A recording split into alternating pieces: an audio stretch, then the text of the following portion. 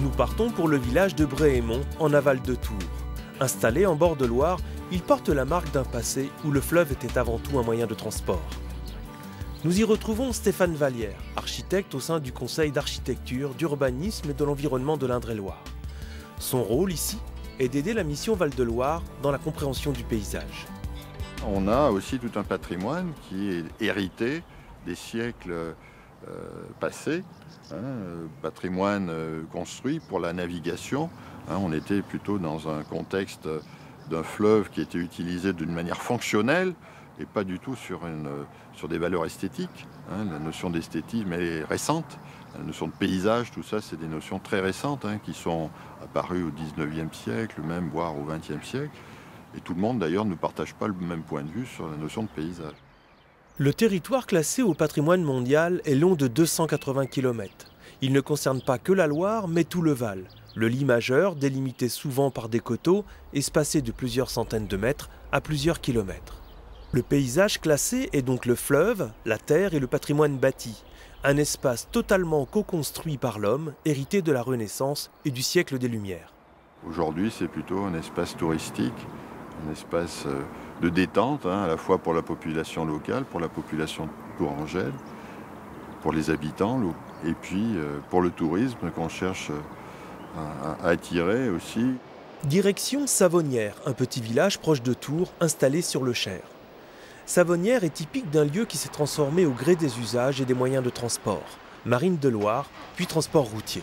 On est sur un paysage naturel et puis l'homme vient s'implanter, vient construire un autre paysage, fabriquer du patrimoine, mais pas fabriquer du patrimoine à l'origine, fabriquer des fonctionnalités qui aujourd'hui prennent un sens de patrimoine, d'où le patrimoine UNESCO. Tourisme, urbanisme, réglementations diverses font que la vie contemporaine influe grandement sur le paysage ligérien. Dans un objectif de préservation et de développement, la mission Val-de-Loire a conçu un plan de gestion. Alors, ce plan de gestion, c'est un ensemble d'orientations qui dit par exemple qu'il faut préserver les vues sur ce paysage, qu'il faut maîtriser l'étalement urbain pour garder ces coupures entre les villages.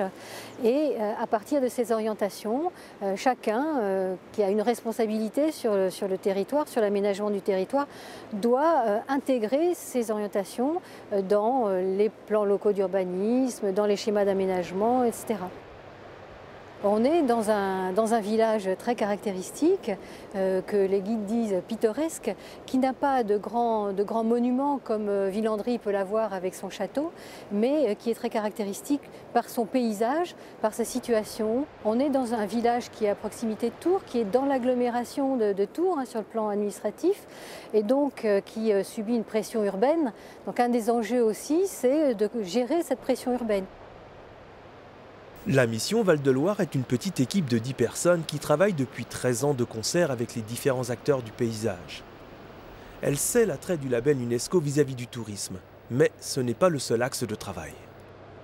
Quand le Val-de-Loire a été inscrit au début en 2000, tout le monde a dit cette inscription va permettre de développer le tourisme. Alors ça a été vraiment pour les collectivités un grand enjeu.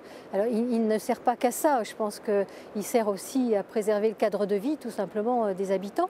Mais le tourisme est en effet un élément important, c'est le deuxième poste économique en région centre, c'est 30 000 emplois. Et donc des villages comme Savonnières peuvent, s'ils développent une politique de qualité, de préservation de leur paysage et de leur patrimoine, avoir une attractivité touristique très forte. Comment mettre en valeur les caractéristiques paysagères, patrimoniales et naturelles? Comment prendre en compte dans l'aménagement le million d'habitants ligériens? Comment enfin concilier préservation, développement social et économique? Les réponses à ces 3 questions permettront au Val-de-Loire de rester un paysage culturel vivant, mémoire de l'humanité.